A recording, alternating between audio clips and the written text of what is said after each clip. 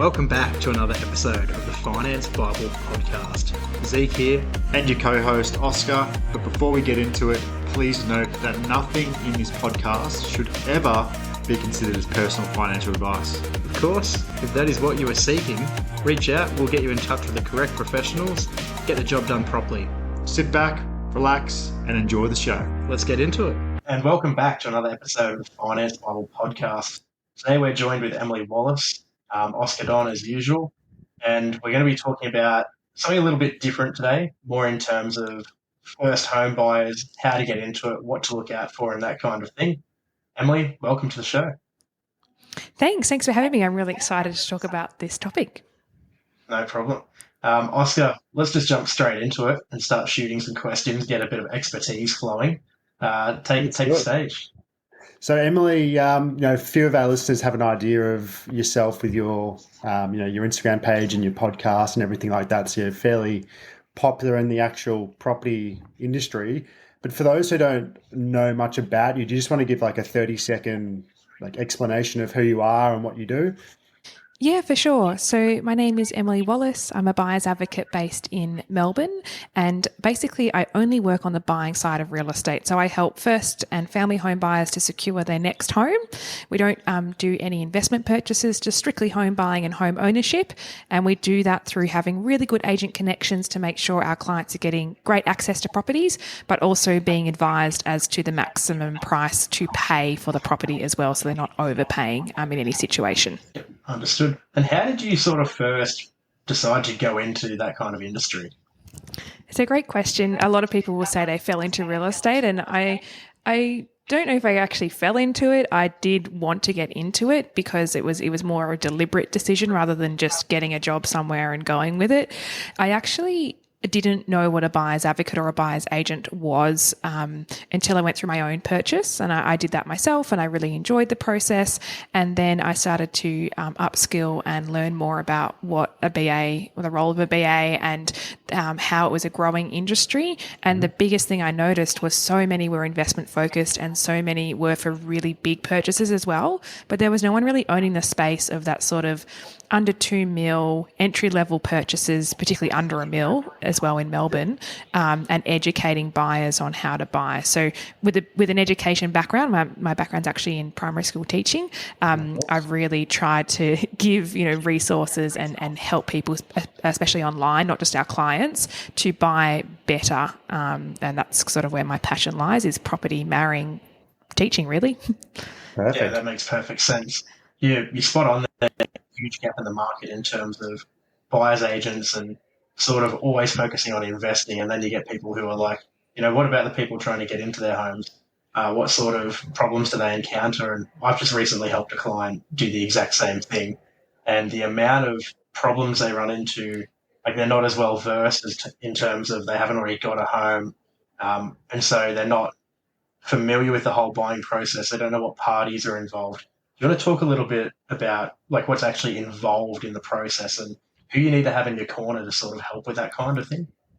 Yeah, absolutely. And there's a lot of, names and acronyms and terms that are thrown around that first home buyers just don't understand. The most common one, which I even got confused myself when I bought my first home, was conveyancer and surveyor. Those two things just sound the same. They're not the same. But starting at the start with your finance, so definitely getting a mortgage broker on board and assessing your financial requirements, and putting it to a bank and getting a pre-approval is like the number one person and the first stop, in my opinion. If you have something that's a bit more complex, maybe an accountant needs to be involved if you're a business owner trying to get finance for a home as well. But generally speaking, mortgage broker first. Then really the people you're going to be encountering on this journey, you're going to see a lot of real estate agents. If you're going it alone without a buyer's advocate and you are buying solo as a first home buyer, you're going to be interacting with real estate agents. They hold the keys to all the properties. They let you through the door. Just remember, they work for the vendor. They don't work for the buyer. So really keep that in mind. So you'll come across across them at opens and the properties naturally. And then your other key players in your A team would be your conveyancer or solicitor. So they review the paperwork you're going to sign to enter into the contract of buying your property. And then your building and pest inspector, should you choose to use one. So to assess the property from a structural point of view, is it sound? Is it something you should be buying? Doing your due diligence in that way. They're the key sort of stakeholders in the journey. I mentioned, conveyancer, surveyor. Surveyors aren't really used unless it's land. Like they measure out and make sure a title matches what it says it's going to be. But I wouldn't say they're commonly used in purchases that I've made. Yeah, absolutely. Existing properties, no real need for a surveyor. With correct. At the moment, like obviously interest rates have just dropped down.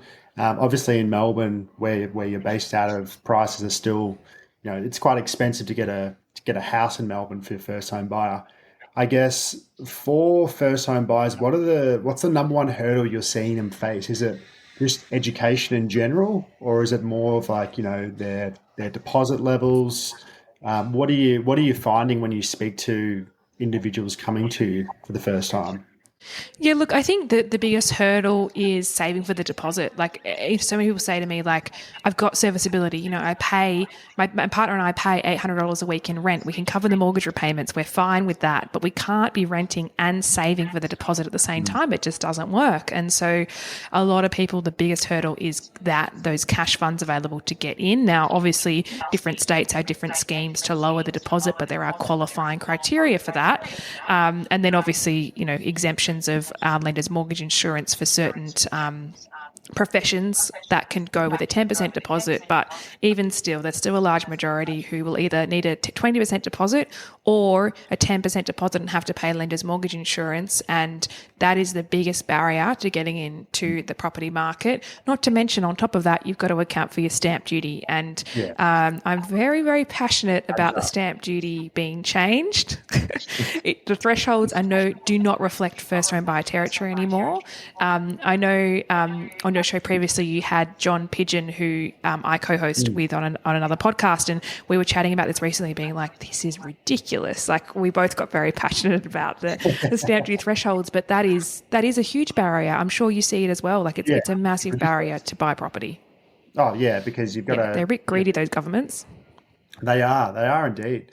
That makes complete sense. And I guess for anyone listening who's wanting to buy a first home, what are your main tips of the trade when you speak to someone? Even, they may not have a deposit ready, maybe they're aiming for it in 6 months' time. What would you say, like the necessity, what they got to do, the main things?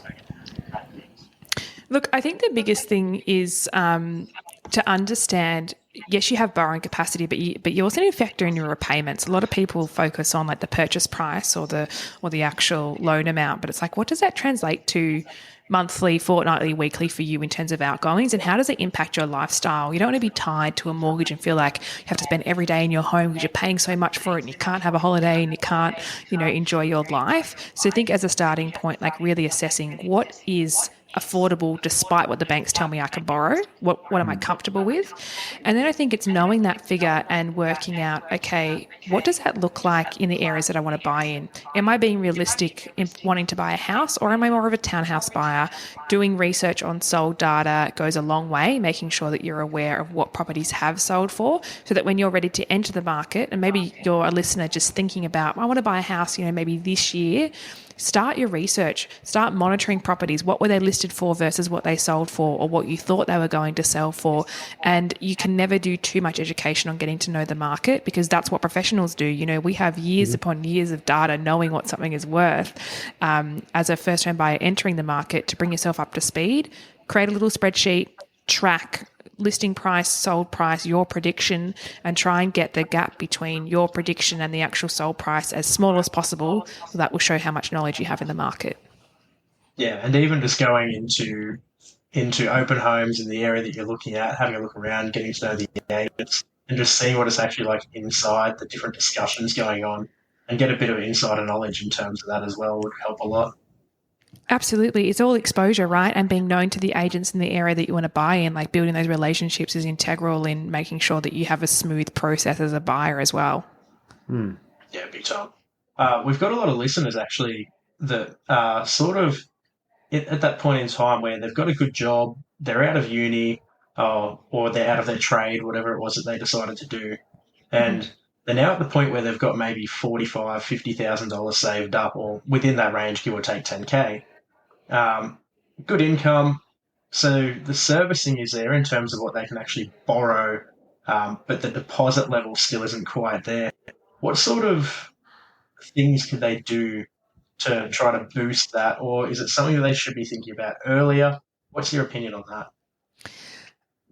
I think it's making the sacrifice in the meantime. So there's quite a few people I've spoken to that have gone and moved back in with mum and dad for a year if they have the luxury of doing so, and thrown everything into savings. Like, it's just as much as we can. We're not paying exorbitant amount for rent to be, right near the city. Like, we're actually sucking it up. We are living back with mum and dad, or mum or dad, or a family member of some sort, at a reduced rent. And that, has been able to, has helped people to be able to boost their savings. There might be a case where you do go into a share house for a period of time, and you are paying, under $200 a week for a room to just, boost that savings account. Some people have taken on additional jobs, like a weekend job for some extra income. Yeah.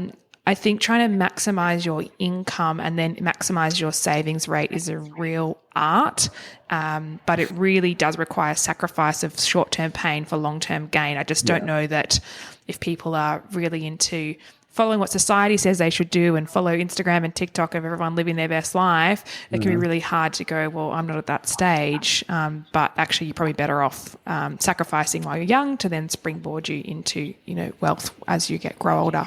Yeah. Completely Big believer in that. And it comes down to as well, what's important to yourself. Like, other people want to get ahead earlier in their 20s or early 30s, while others don't really care. But, Zeke and I are of the opinion that the earlier the better. So for yourself, like, why do you think, purchasing your first home or investing in your first home is so important, earlier in your life? Yeah, I mean, even from my own personal experience, right? Put the buyer's advocate hat off for a second and just, as a person, I bought my first property at 23 as an investment property and got into the property market and have subsequently bought further properties. I would not have been able to do that if I didn't get in when I did. And so I think getting in is really important, but getting in with the right asset type. Whether you do decide to rent vest and your first property is an investment, or you are buying your first home knowing that it's something that can springboard you into something bigger. It might be, the case of worst house on best street and you are undergoing a renovation or upgrade over time. It might be that you're getting a unit in a blue chip area rather than a house much further out, because we know location helps property grow in price. I think it's really you have to be very strategic with your first purchase, but I do think the focus on getting in, building up that equity to be able to springboard you into the next thing is really important. But I also, on the flip side, sort of in the same breath, say you do have to live your life. There is a balance. Some people go a bit too hardcore, but they have big goals and they know what they have to do to get there. Yeah, we all know one of them, the ones that won't even have a single beer on a Friday night. But yeah, no, you're exactly right. Like, whether it is an investment property or a home, because I did the same as you. I bought an investment property early 20s, and then from there, we all know where we are now. But in terms of trying to figure out what you want to do, I've seen it work in many different ways. You'd be the same. Oscar's the same. Some people will go for a home because their lifestyle needs that first. And then they'll kind of build that, get some equity, start paying it off while they then leverage into an investment. And then if you do it the other way, you do it the other way. It's just depending on lifestyle. Yeah, it all works. It's just a matter of getting in, as you say. Yeah, and risk appetite as well. It depends how much you want to put in. Are you putting all your eggs in one basket? Like, are you willing to be high risk while you have no dependents and it's just, you with a good income, or maybe you and a partner with a great income? So, yeah, I think things become more challenging when you do have dependents, when you have school zones, when you have, a lot more expenses as you do potentially grow a family. So the benefit of doing it while you're young is you've got a lot less at stake, I guess, when you do go to invest. Yeah, and the You hardest bit is saving for that deposit, because once you've saved for that initial deposit, ideally, if you do it correctly, the next deposit will come from the equity in the properties. So just getting that first savings, we tell, we talk about it in our podcast quite frequently, that's the hardest bit. But once that's done and you're speaking with a professional and you got into a good property, it's generally pretty smooth sailing from there. Yeah, indeed. It's just that getting in, it makes it, once you're in, you're set, but it's just getting to that milestone. You brought up a really good point earlier about building and pest inspections and professionals to have in your corner. A lot of people that I've met don't fully understand the point of them, and they're trying to save $1,000 or $800 on a property report because they don't understand what can go wrong.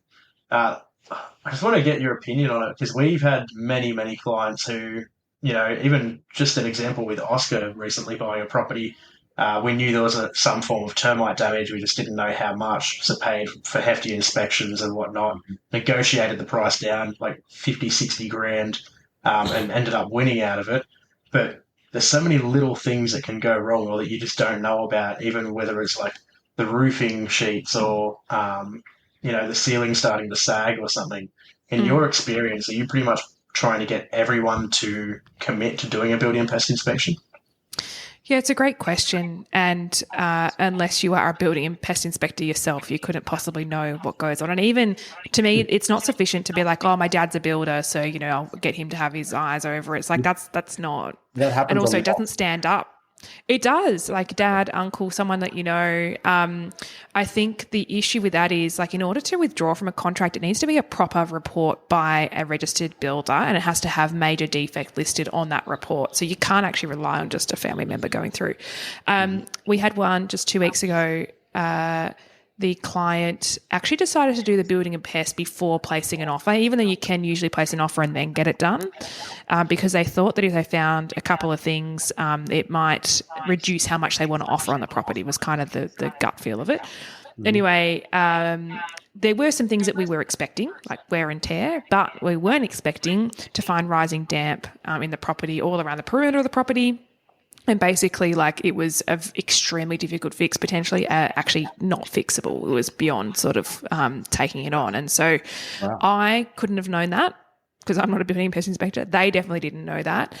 And yes, it would have flagged as a major structural defect if we went through with the contract, but to even just avoid getting into a contract at all, sometimes is beneficial. So I think people underestimate the value of them. Some people are like, oh, they're too surface level, and, I don't think they can really deep dive enough for me to know. But it's more about collating a list of things that you need to look into further and clarifying items that come up on it. I would say, so it's at our client's discretion if they want to get one or not. We have contacts, to get them done. I advise them in certain situations, like, we really need to get one on this. Like, I can just tell there's potentially something wrong with it. But I would say it's probably 70% get it done, and 30%, particularly if they've been through the ringer with a couple of, different properties, they're like, I've seen it all before, it'll be fine. And it's like, okay, well, that's your choice, but if it were me buying, I'd get one.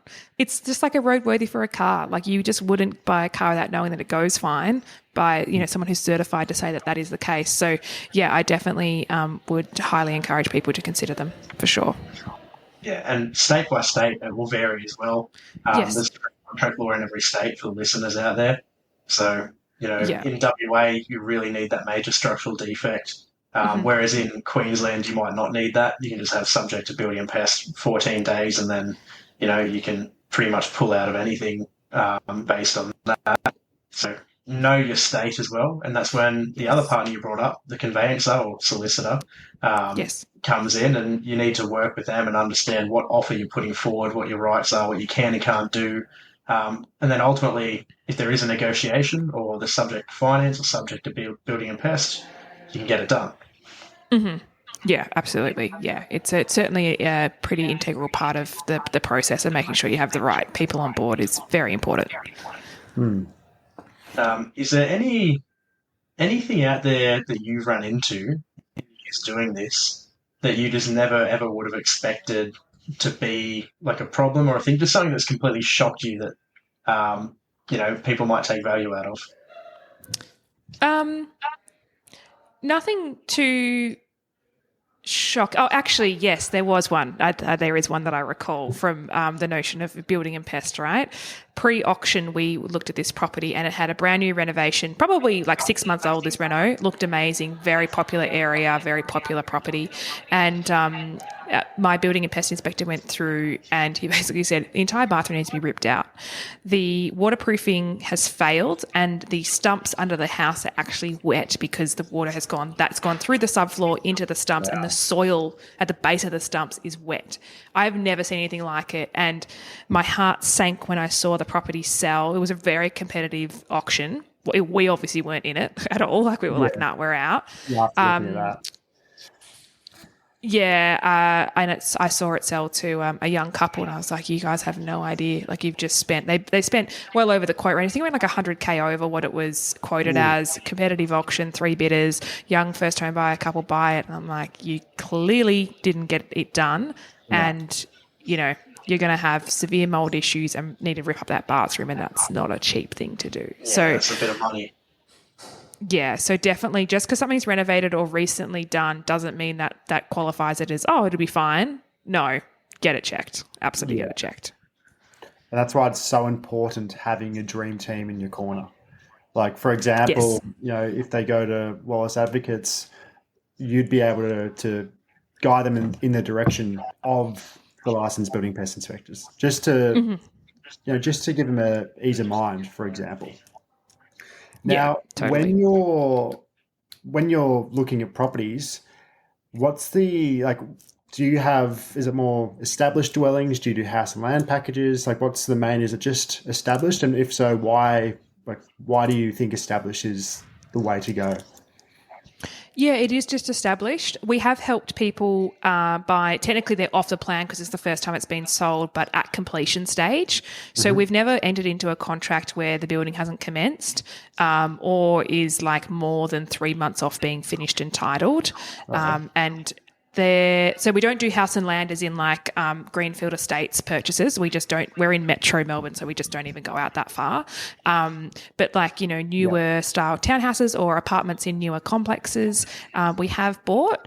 But we have been able to walk through, maybe all it's missing is like the appliances going in or something like that.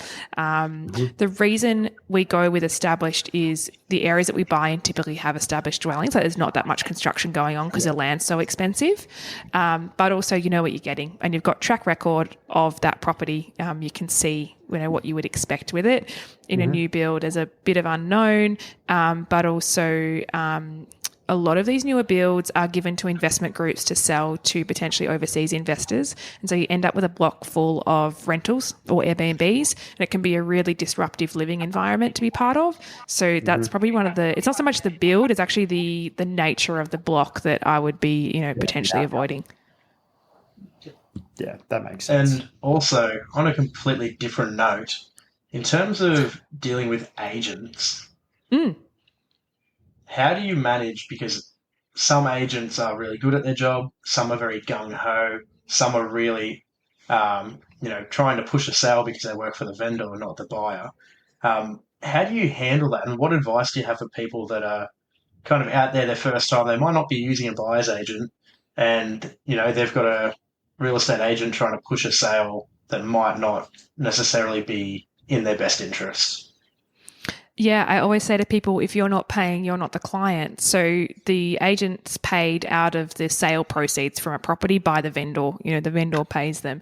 So I'd be very skeptical of anybody who you're not paying for advice or you're not engaging for a service. Nothing in this world is free. So when you're dealing with agents, and we do deal with a very big array of agents, given we buy a lot of quality property in certain areas, we do see the same agents over and over again. And if they've been long-standing in the industry, they're typically good operators. Like bad operators really don't last very long anymore. But if you're a buyer going it alone, I wouldn't take the agent's word as gospel. I'm not saying that they're lying, but what I would say is they're probably not telling the whole truth. They're not going to tell you all the bad things about the property because that won't help the property to sell, and they're not working in your best interest. So do your own research, do your own due diligence, particularly around comparable sales of the property in question, and make sure you understand your values. But getting the contract reviewed, getting the building and pest inspection done, speaking to the neighbours if you can, that would be a really good one. Speaking to some neighbours who might be in the street or in the block that you're looking to buy in. But dealing with agents, it's a tricky one. I do feel really sorry for buyers going alone because the relationship with a buyer's advocate to an agent's very different to the general public to an agent. We get a much better level of service because we're repeat, clients, quote unquote. But yeah, be very cautious is what I would say. That's a good word. Another off-topic question, like we're putting property aside for a little bit. Talking about like personal branding, because obviously in today's day and age, personal branding is becoming more and more popular. Like for yourself, I believe you've got around 13,000 followers on Instagram and 23, give or take, thousand on TikTok. Like from your point of view, why is personal branding so important, like in today's day and age?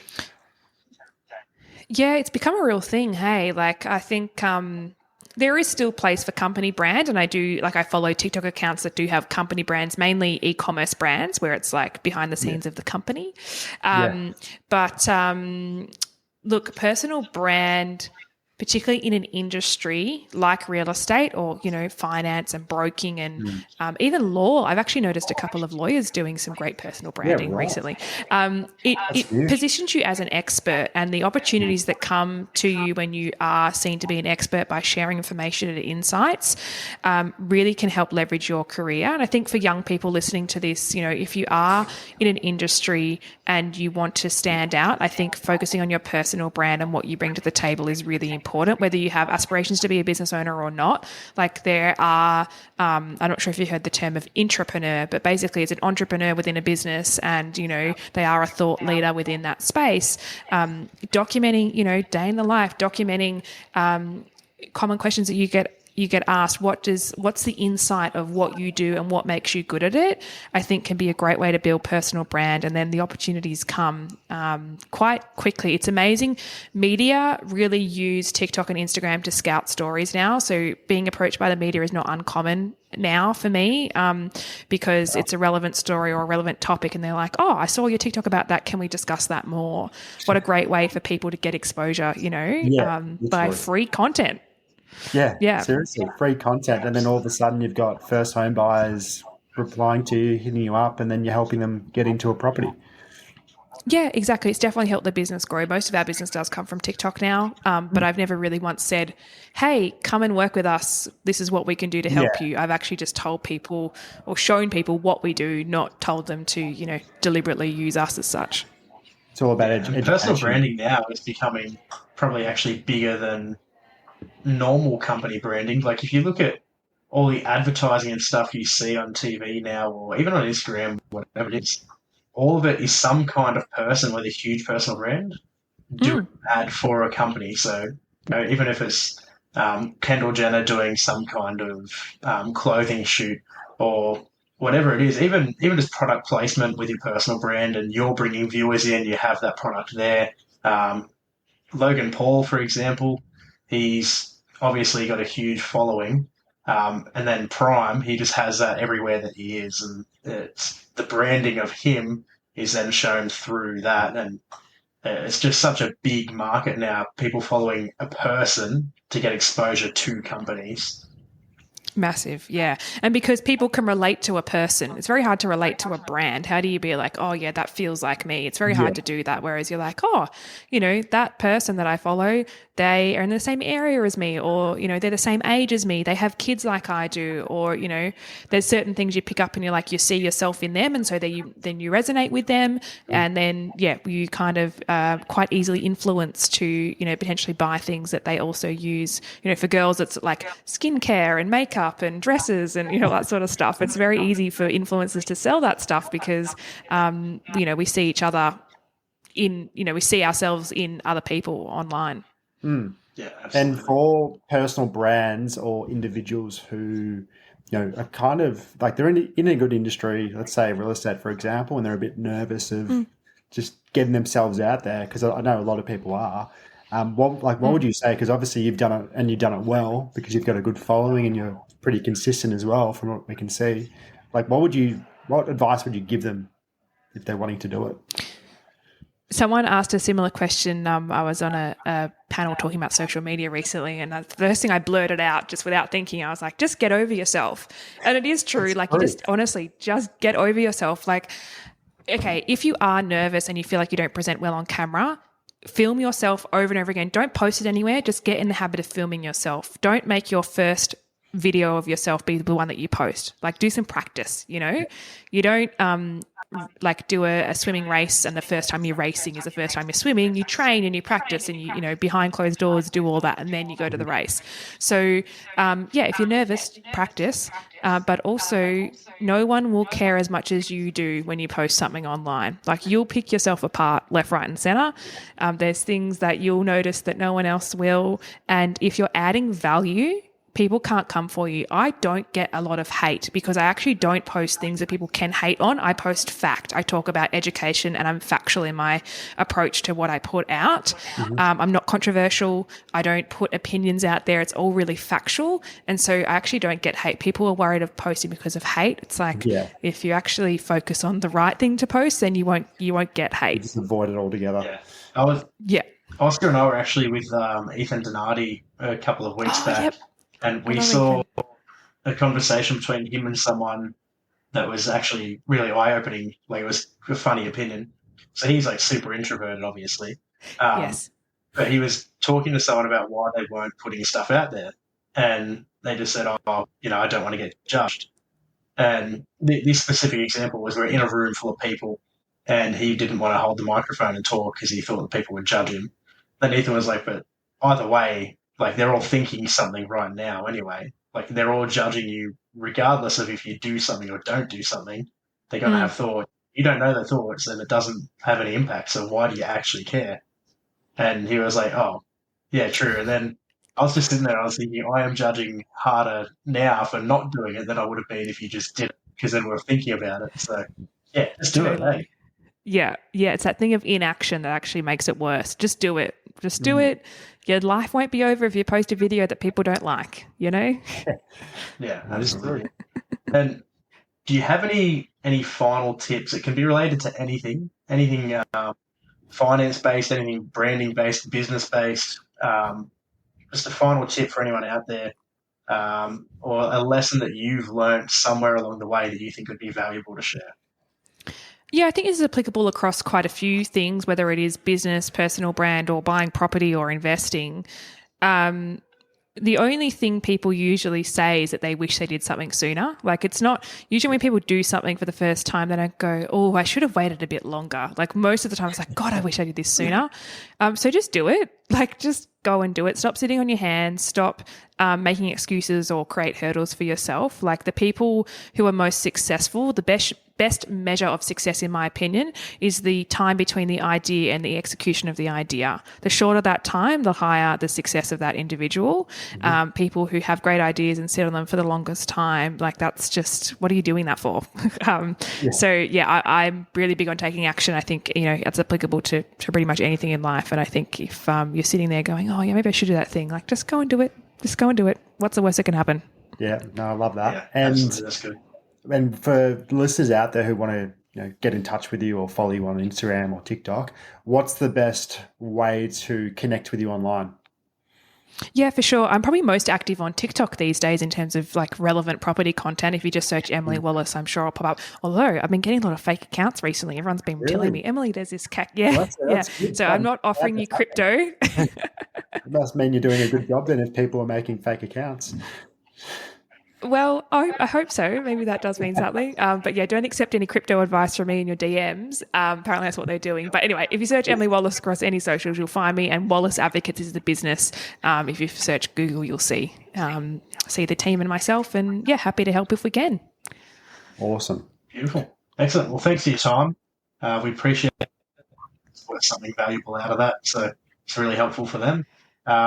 Anyone that wants to talk to Emily, reach out to her. You've got her access now. Or let us know and we can get you in touch as well. Awesome. Thanks for today. It's been great to have a chat. No problems. Thanks, worries. Emily. Pleasure. We hope you enjoyed the episode. As always, you know exactly what to do. Hit that follow button, subscribe, whatever platform you listen to this podcast on. Also share it to friends, families, co-workers, whoever you think may benefit from it. But unfortunately, it's the end, and we will see you next week.